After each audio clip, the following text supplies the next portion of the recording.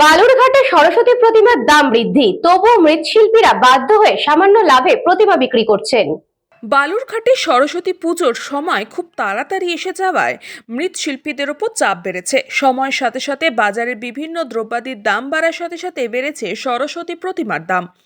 তবে মৃৎশিল্পীরা জানিয়েছে, প্রতিমা তৈরির খড়, মাটি, বাঁশ এবং বিভিন্ন দ্রব্যাদির দাম যে অনুপাতে বেড়েছে, সেই অনুপাতে বাজারে প্রতিমার দাম পাচ্ছেন না তারা।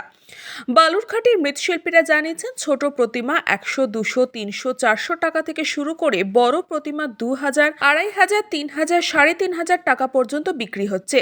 তবে এই দামেও তাদের খুব সামান্য লাভ হচ্ছে বলে অভিযোগ। মৃৎশিল্পীরা জানিয়েছেন, বাঁশ, মাটি, রং, তেল, পোশাক ইত্যাদির দাম বেড়েছে, যার কারণে তাদের খরচাও বেড়েছে। এখনো সেরকম ভাবে জমজমাট হয়নি, লোকজন আসছে যাচ্ছে, কিন্তু জমজমাট নেই বাজারে সেরকম।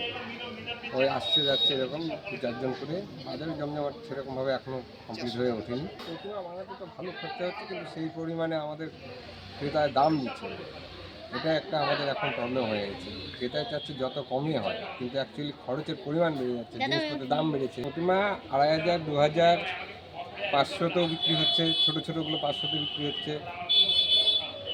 প্রতিমা 100 থেকে শুরু করে 150, 200, 300 আছে। মোটামুটি খুব একটা পছন্দ হয়ে হচ্ছে না, অনেক দূর ঘোরার পরে এখানে একটা পছন্দ হয়েছে।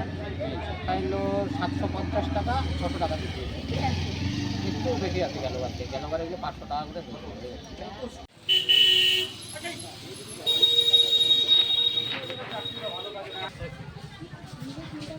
একটু 19-20 হয়, সরকারও ঠিকঠাক বাজেট দিতে পারে না। এটা করতে গেছি